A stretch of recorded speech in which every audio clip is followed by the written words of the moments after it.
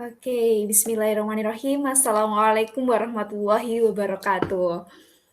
Selamat pagi, selamat siang, selamat sore, selamat malam, kapanpun kalian menonton video ini. Semoga video yang saya buat ini bermanfaat bagi kalian semuanya. Oke, saat ini kita akan belajar tentang pelatihan tingkat menengah dalam pembuatan karya tulis ilmiah. Oke, semoga semuanya tetap semangat. Jangan lupa untuk sediakan ballpoint dan juga paper, kertas, lembar kertas tidak masalah. Yang penting ada yang kalian catat dan ada yang kalian ingat-ingat dan yang lebih utama lagi adalah kalian praktekkan dalam nantinya ketika lomba atau pembuatan karya-karya tulis ilmiah lainnya seperti esai, PKM, dan lain sebagainya. Oke, sebelumnya kita kenalan dahulu. Oke, kenalan dulu ya guys. Oke. Kalian mungkin sudah banyak yang tahu saya, mungkin ada beberapa juga yang belum kenal ya. Saya adalah Sofia Okarodiana, mahasiswa pendidikan kimia semester akhir. Mohon doanya semoga cepat lulus. Eee, Kalian bisa memanggil saya dengan panggilan Mbak Sof juga boleh, oke, atau Mbak Sofia juga boleh. Oke. Nah, mungkin kalian pernah ketemu sebelumnya atau dulu ketika PKKMB di auditorium yang anak-anak FKIP, "Oh, Mbaknya ternyata yang itu." Iya, Mbaknya yang itu ya. Oke, ini adalah saya yang dulu masih semester 4, sekarang sudah semester 8, dan ini juga adalah saya yang mungkin pernah ikut seminar waktu offline dulu atau mungkin teman-teman yang angkatan, corona yang masuk pada angkatan sudah pandemi belum mengenal ya. Oke. Nah, ini teman-teman, ini semangat buat kalian semuanya, kenapa sih kita harus berprestasi gitu. Nah, dalam hal ini kita kan fokusnya menulis, jadi kenapa sih kita harus, berprestasi khususnya di kepenulisan gitu ya. Think about it, ini kata Pak Anies Baswedan, Gubernur DKI Jakarta. Beliau mengatakan bahwa setelah kita lulus, eee, kita akan membawa selembar kertas yaitu transkrip nilai teman-teman. Transkrip nilai, ijazah gitu ya teman-teman. Nah, kertas itu hanya sebagai awal kita masuk kerja, sebagai administrasi dan mungkin IPK-nya IPK dan IPK berapa sampai 4 gitu ya, teman-teman.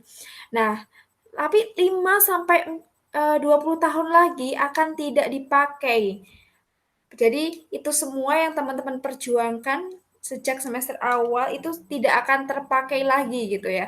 Namun apa yang terpakai? Namun pengalaman, prestasi teman-teman, achievement, skill teman-teman, leadership teman-teman, communication teman-teman adalah selalu atau bahan yang selalu dipakai di dunia luar. Jadi yang kalian hadapi nanti ketika sudah lulus itu bukan lagi benda mati seperti laptop, seperti yang lain sebagainya gitu ya, teman-teman menghadapi masyarakat gitu, dan skill-skill ini dibutuhkan gitu. Nah, bagaimana itu didapatkan dari dunia kepenulisan gitu? Didapatkannya dari ketika teman-teman contoh nih, leadership kalian dapatkan misalkan di UKM SIM, ikut di UKM SIM, kalian dapatkan itu, dapat keterampilan dalam kepemimpinan. Lalu untuk achievement, prestasi, ini bisa kalian ukir mulai sekarang. Jadi sekarang saat ini usia kalian masih muda, mari menabung prestasi, ya kan?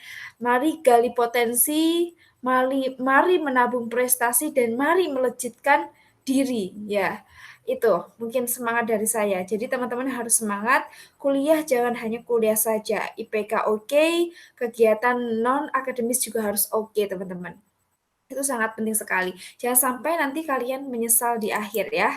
Oke, nah harus apa sih di bab 2 gitu, kita akan fokus membahas bab 2 atau tinjauan pustaka atau kajian pustaka ya teman-teman. Nah, ini di sini itu berupa ringkasan teman-teman atau rangkuman teori yang ditemukan dari sumber bacaan di mana terkait dengan judul. Nah, ini teman-teman, ini berupa ringkasan atau rangkuman. Jadi misalkan kalian nanti akan saya contohkan seperti apa ya di belakang ya setelah ini.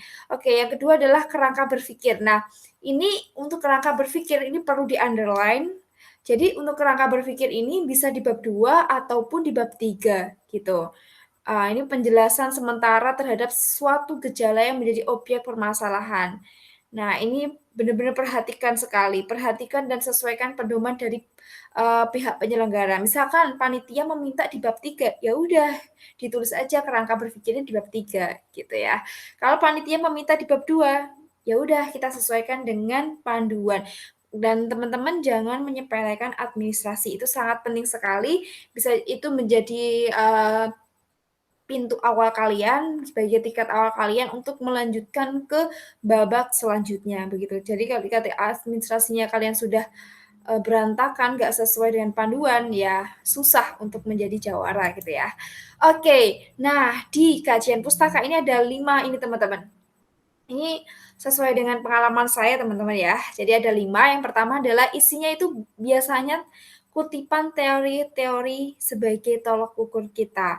Jadi misalkan itu penelitian atau itu hanya, studi literatur, nah itu biasanya isinya teori-teori. Dari mana teman-teman ambil? Dari jurnal-jurnal gitu ya teman-teman, dari jurnal-jurnal gitu, itu yang valid gitu. Kalau dari berita, valid juga, tapi mohon teman-teman cek lagi. Jadi yang pertama adalah jurnal, artikel, buku itu ya teman-teman. Selanjutnya adalah pernyataan para pakar. Nah, ini biasanya juga pernyataan dari para pakar. Jadi misalkan menurut Einstein, dia mengatakan bahwa gitu ya, itu bisa gitu menurut para pakar. Atau pendukung pendapat penulis. Nah, di kajian pustaka ini, di bab 2 ini, kita boleh teman-teman memasukkan atau kita ya misalkan dari teori seperti ini, dari teori A seperti ini, teori B seperti ini, teori C seperti ini. Dan menurut kita atau kesimpulan dari kita seperti ini. Itu boleh seperti itu teman-teman. Jadi pendukung pendapat penulis. Jadi tidak pure kopas. Jadi teman-teman harapannya ini di bab 2 ini biasanya kalau diturnitin, bab 2 ini turnitinya sangat tinggi gitu ya, sangat merahnya sangat tinggi. Kenapa? Kebanyakan dari kita hanya, eee mengkopas teman-teman, mengkopas bukan kita menelaah, meriset, lalu kita membahasakan ulang dengan bahasa kita, gitu. Kebanyakan mengkopas. Jadi tolong teman-teman, silahkan teman-teman misalkan itu, kopas ya teman-teman coba baca, lalu teman-teman tulis dari bahasa teman-teman sendiri, gitu ya. Atau merubah kalimat dari kalimat aktif menjadi kalimat pasif atau kalimat pasif menjadi kalimat aktif, susunan katanya dirubah. Biar tidak turnitinya tinggi. Kita harus membiasakan sejak sekarang ya teman-teman. Jangan nanti ketika nunggu, "Ah, itu skripsian aja nanti," gitu. Jangan teman-teman. Karena ada juga lomba yang panitianya itu bener-bener ngeturnitin teman-teman. Jadi karya teman-teman full paper-nya itu bener-bener diturnitin. Ketika turnitinya tinggi ya teman-teman tentunya harus mengalah dan kalah dari finalis yang lain. Yang selanjutnya adalah pendapat-pendapat yang diperoleh dari berbagai literatur, seperti yang tadi ya saya katakan, bisa artikel, jurnal, dan lain sebagainya. Lalu hasil pengkajian berbagai rujukan, ini bisa juga berarti telah diuji oleh orang lain. Jadi misalkan menurut ini berdasarkan hasil penelitiannya ini gitu. Atau menurut ini tapi dia ngopas juga dari jurnal ini juga bisa teman-teman. Saran saya ambillah jurnal-jurnal induk ya. Misalkan kalian menemukan itu di jurnalnya ini, tapi dia menyitasi namanya orang gitu ya. Jadi misalkan nih, misalkan, mmm, Mas, Muhibun gitu ya, Mas Ibun gitu ya, Ibun 2021 misalkan, ada yang mensitasi seperti itu, ada pernyataan disitasi Ibun 2021 gitu ya. Nah, kalian misalkan menemukan di jurnalnya si Sari, Sari 2021 gitu juga misalkan ya. Nah, itu kan kalian menemukan di jurnal Sari. Nah, Sari menyitasi namanya Ibun gitu, Ibun 2020 lah misalkan. Sari mensubmit jurnal itu 2021. Nah, si Ibun tadi 2020 dan itu kalimatnya Ibun. Nah, kalian coba cari jurnalnya Ibun tadi yang menjadi jurnal induk. Nah, gitu ya. Jadi seperti itu. Jangan dikopas ini menurut Ibun padahal kalian menemukannya di Sari itu salah. Seperti itu. Jadi misalkan kalian menemukannya di Sari tadi dan pengen menggunakan nama Sari, ya udah kalian menurut penelitian yang dilakukan oleh Ibun tahun 2020 dikatakan bahwa gitu. Oke, jadi tetap dinyatakan penulis utamanya siapa gitu ya. Nah, ini teman-teman, ini adalah contoh buku panduan yang dulu, ketika saya lomba, ya ini di Universitas Negeri Medan ya teman-teman, ini sudah corona kemarin saya ikut lomba. Ini, contoh tinjauan pustaka yang diminta panitia itu seperti ini. Jadi tinjauan pustaka. Kadang panitia itu tidak mendetailkan seperti ini, ada juga yang didetailkan, benar-benar didetailkan sampai cara menulis referensi, cara menulis daftar pustaka, biasanya juga dijelaskan, tapi ada juga yang tidak. Jadi secara general doang gitu. Nah, ini adalah contoh panitia yang, menurut saya kreatif sekali ya, sampai dia detail sekali, misalkan temanya kesehatan, kesehatannya tentang apa aja dijelaskan semuanya di buku panduan. Nah, ini saya, cut yang bab 2-nya, yaitu menurut panitia mintanya adalah contohnya ini, kerangka konseptual dari batasan, konsep teori yang mendukung tulisan yang dapat diperoleh dari jurnal penelitian, buku, dan lain-lain seperti yang saya katakan tadi ya. Jadi sudah relate ya. Yang kedua yaitu uraian yang menunjukkan landasan teori dan konsep-konsep yang relevan dengan masalah yang dikaji. Jadi kalian mensitasi atau kalian mencari apa-apa atau sub-sub yang kalian tuliskan di tinjauan pustaka atau kajian pustaka itu harus benar relate, harus relate dengan apa yang kalian teliti, apa yang akan kalian, kerjakan gitu ya. Jadi jangan sampai kalian tidak itu, tapi kalian menuliskan itu. Jadi itu namanya tidak relate. Nah, selanjutnya adalah uraian mengenai pendapat yang berkaitan dengan masalah yang dikaji. Nah, ini pendapat kalian bisa, pendapat ahli bisa gitu ya. Atau mengenai pemecahan masalah yang ingin dilakukan, itu boleh juga disampaikan di bab 2 seperti itu. Nah, selanjutnya teman-teman, tambah mudeng atau mubeng guys, gitu ya. Oke, semoga teman-teman tidak bingung ya untuk, tinjauan pustaka ini akan saya contohkan teman-teman. Kalau tadi masih abstrak, nah ini konkretnya teman-teman, seperti ini. Nah, ini adalah contoh, tinjauan pustaka kalian harus menuliskan apa aja. Nah, biasanya kalau saya teman-teman, tuliskan, keyword-keyword, kan ini kita di abstrak, mesti kan kalau karya tulis ilmiah, kita menuliskan atau mensubmit abstrak nih. Nah, abstrak tersebut, nah ini kan punya keyword atau kata kunci. Nah, kalau di punya saya nih, kata kuncinya adalah lotion, anti nyamuk, DBD, DEET, daun pepaya, sama patikan kebo. Maka, nanti di bagian tinjauan pustaka saya ini mensitasi atau menuliskan tinjauan pustaka tentang lotion anti nyamuk. Nah, ini perlu kalian perhatikan kalimat pertama di paragraf pertama. Ada berbagai macam cara untuk menghindari gigitan nyamuk. Nah, itu sebagai intro, teman-teman. Jadi jangan sampai lotion adalah gitu ya. Jadi gunakan kata awal di paragraf pertama, kalimat pertama, jangan sampai teman-teman langsung ke definisi, tapi berikan intronya gitu. Menurut kalian apa gitu. Atau misalnya kalian benar-benar stuck, kalian bisa kok baca referensi. Mesti orang-orang banyak yang seperti itu. Jadi memberikan intro tidak langsung ke pengertiannya gitu. Nah, ini menurut Safruddin dan kawan-kawan 2013. Nah, kenapa dan kawan-kawan teman-teman ini saya sharing sedikit ya tentang citasi.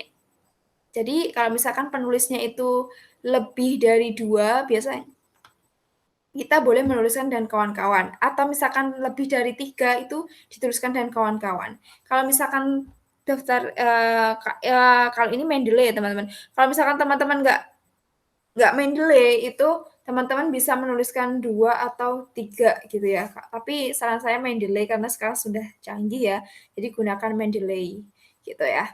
Oke, atau EndNote atau yang lain sebagainya teman-teman bisa gunakan untuk membuat daftar, pustaka.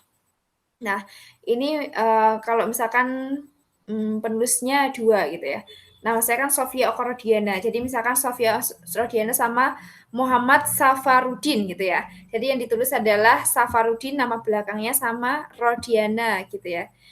Tapi kalau penulisnya 2, maksudnya bergabung dalam satu penelitian, maka menulisnya Safarudin dan Sofia Oka Rodiana gitu ya, gitu. Mohon maaf, Rodiana Sofia Oka gitu ya. Jadi nama saya yang di belakang itu dijadikan di depan, gitu. Atau kalian singkat juga boleh, misalkan Rodiana SO gitu juga boleh 2013 gitu. Nah, selanjutnya teman-teman, kita tahu nah ini ya, baru di paragraf pertama tadi kan membahas intro ya, intro dulu, baru paragraf keduanya atau kalimat keduanya langsung boleh, misalkan kalimat kedua atau kalimat ketiganya kalian langsung itu juga boleh. Nah, ini kalimat keduanya saya menjelaskan apa toh itu lotion gitu. Karena nggak semua orang tahu lotion, teman-teman. Teman-teman tahu dan menurut teman-teman tuh udah familiar banget gitu ya lotion. Tapi nggak semua tahu gitu. Ada yang taunya itu namanya tabir surya, ada yang taunya namanya sunscreen, ada yang taunya namanya hand body. Nah, versi teman-teman ini namanya lotion gitu. Jadi teman-teman jelaskan buat pembaca atau siapapun atau dewan jurinya bahkan ya yang belum mengetahui itu biar tahu. Tujuannya itu ya teman-teman. Oke, selanjutnya ketika sudah paragraf kedua mendefinisikan ya, boleh. Atau ini, jika ada tabel atau grafik yang ini bisa menjadi nilai plus teman-teman. Jadi di bab 2 itu nggak harus semuanya teori, misalkan itu grafiknya mendukung. Kalau misalkan saya ini adalah grafik kandungan daun, pepaya gitu ya. Daun pepaya, seperti apa sih kandungan daun pepaya itu, energinya berapa, proteinnya berapa. Nah, ini kalian nggak harus menguji satu-satu teman-teman. Kalian bisa referensi jurnal atau melakukan studi literatur, begitu ya teman-teman. Jadi ini bisa menjadi nilai tambah, oh terus kalian fokusnya di mana, senyawa apa, atau unsur apa gitu, atau kandungan yang mana gitu. Jadi nanti itu untuk menguatkan, karya teman-teman gitu, karena ada data yang sudah diteliti sebelumnya mengenai kandungannya. Nah, selanjutnya ini teman-teman adalah misalkan ya teman-teman, daun patikan kebo atau nama ilmiahnya atau nama Yunaninya adalah daun Euphorbia hirta gitu ya. Kan nggak semua orang nih tahu tentang daun patikan kebo, padahal kita sering menemui dan menurut kalian ini loh ada di lingkungan sekitar banyak jadi gulma, tapi nggak semua orang tahu. Jadi teman-teman jelaskan, kalau teman-teman mau kasih taksonominya juga boleh, misalkan divisinya apa, spesiesnya apa, subdivisinya apa, dan lain-lain gitu. Dan teman-teman gambarkan gitu. Gitu.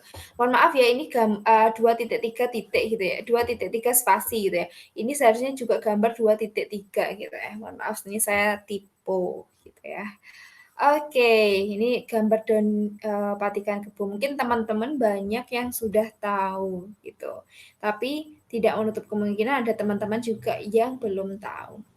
Nah, selanjutnya nih teman-teman seperti yang saya katakan tadi bahwa kerangka berpikir ini kita buat sendiri ya, tidak boleh kopas, kita boleh, mengadopsi. Mengadopsi itu tidak semuanya diambil, tapi kita referensi gitu ya, difilter yang mana yang dipakai dan yang mana yang tidak dipakai.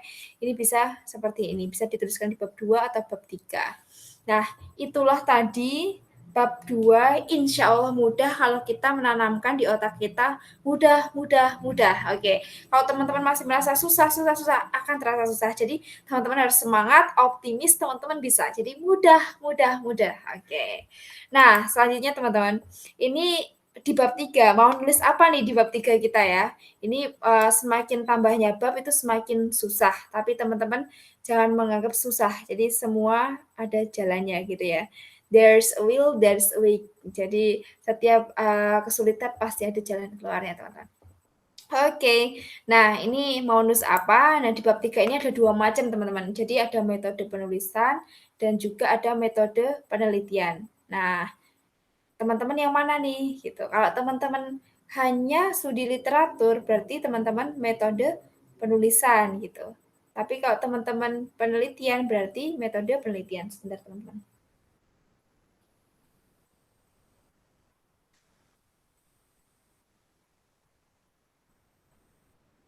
Oke, begitu ya.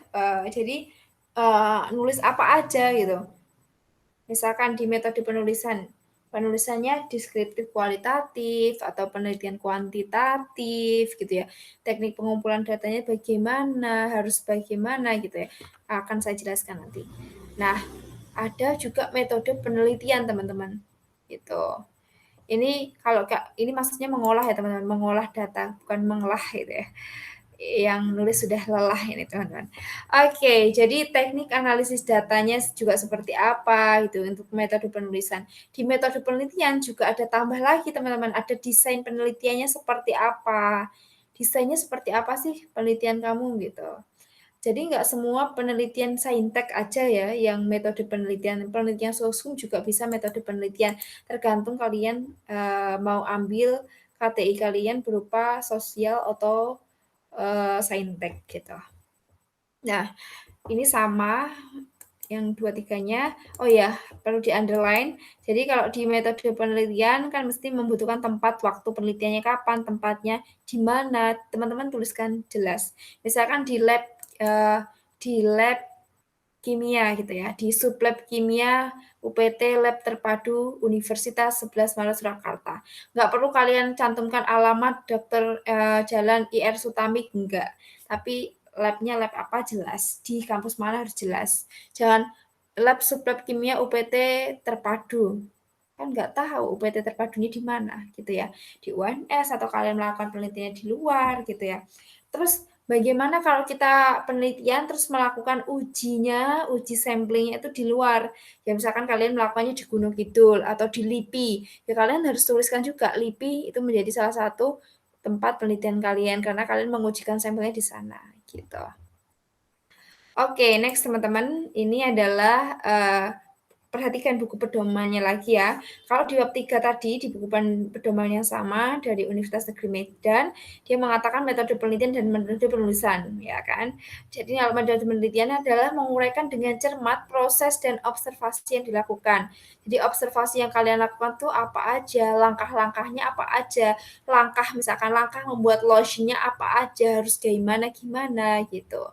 Nah, metode yang digunakan harus jelas, menggunakan metode apa gitu. Misalkan menggunakan metode peleburan, menggunakan metode casting atau pencetakan, menggunakan metode yang lain itu boleh. Terus analisis yang dilakukan dan desain atau gambaran produk atau prototipe jika ada. Itu lebih baik kalau misalkan kalian lebih bagus lagi dan menjadi nilai plus kalau teman-teman lomba atau kalian membuat sesuatu sudah ada desainnya atau prototipenya atau bahkan produknya gitu. Selanjutnya adalah metode penulisan. Nah, ini dilakukan dengan metode yang benar dengan menggunakan secara cermat teknik pengumpulan data juga sama ya teman-teman atau informasi pengolahan datanya seperti apa, informasi dan kerangka berpikir. Kalau di sini di UN Universitas Negeri Medan UNM ini Unimed, mohon maaf. Unimed ini dia meminta kerangka berpikir. Kerangka berpikirnya dicantumkan di bab 3. Ada juga yang bab 2 gitu. Jadi terserah panitia teman-teman gitu. Jadi teman-teman harus mengikuti panitia. Nah, ini adalah contoh kalau saya kalau karena saya lotion itu adalah penelitian, jadi saya tuliskan tempat dan waktu penelitian gitu. Tempatnya di mana? Di Laboratorium Kimia Fakultas Keguruan dan Ilmu Pendidikan dan lab Farmasetika Fakultas Matematika dan Ilmu Pengetahuan Alam atau FMIPA Universitas 11 Maret. Nah, desain penelitiannya ini adalah studi eksperimental gitu. Nah, nanti digambarkan juga boleh teman-teman. Ini alat bahannya apa itu dituliskan juga di metode penulisannya kalau menggunakan itu. Kalau kalian mau rencana itu juga boleh teman-teman menuliskan alat dan bahannya. Oke, next. Nah, ini teman-teman bisa juga bahan dan formulasinya. Jika teman-teman sudah merengreng atau merumuskan atau membuat formulasi, ini untuk sediaan A atau untuk yang pertama, lotion pertama, ekstraknya 0. Yang kedua, ekstraknya 25%, yang ketiga 50%, dan seterusnya, gitu ya teman-teman. Jadi ini formulasi ini yang buat saya sendiri berdasarkan referensi teman-teman. Tapi rumusnya pure harus 0, 25, 50 itu saya sendiri. Tapi saya punya pertimbangan kenapa harus 25, 50 gitu. Ntar itu bisa dijawab atau disampaikan di analisis yang di bab 4-nya.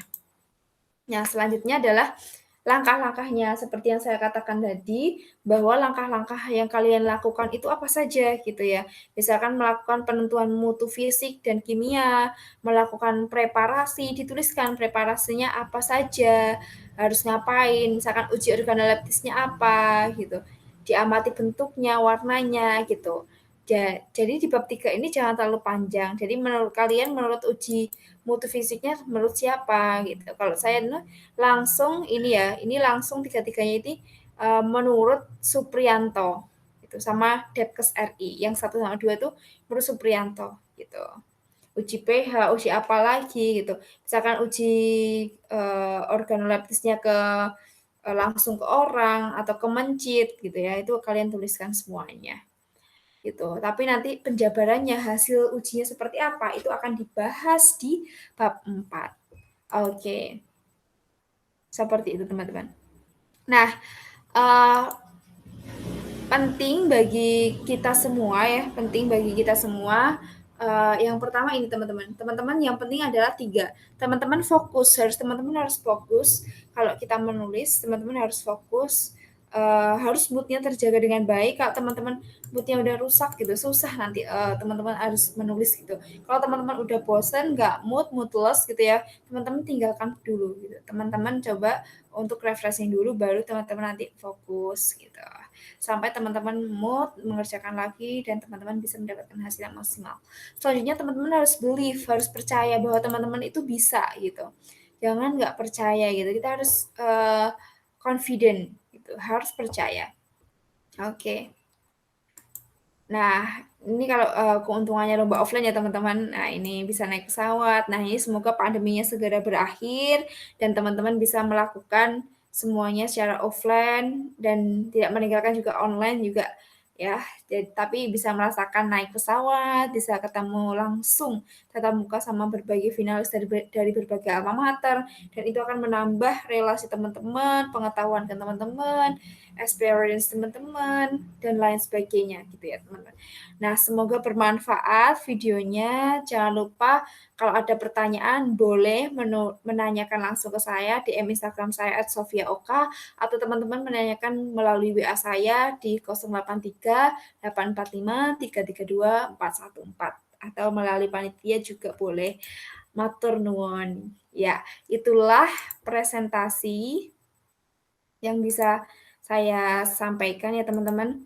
Semoga, bermanfaat apa yang sudah kita pelajari dan jangan lupa untuk aktif bertanya. Kita akan ketemu di hari Senin insyaallah tanggal berapa itu teman-teman, tanggal 24 ya, insyaallah tanggal 24, Mei 2021. Terima kasih.